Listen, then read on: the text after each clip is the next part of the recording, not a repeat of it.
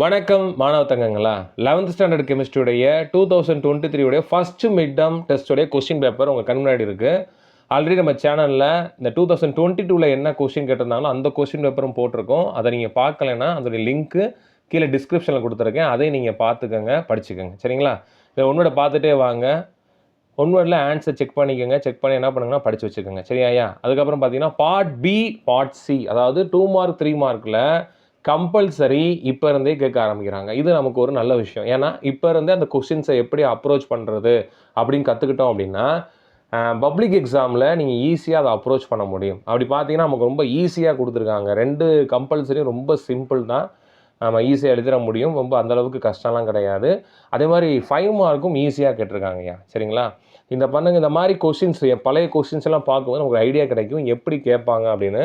இது மாதிரி தொடர்ந்து பல வீடியோக்கள் நம்ம சேனலில் வரப்போகுது. நம்ம சேனலை நீங்கள் சப்ஸ்கிரைப் பண்ணுங்கள், உங்கள் ஃப்ரெண்ட்ஸுக்கும் ஷேர் பண்ணுங்கள்.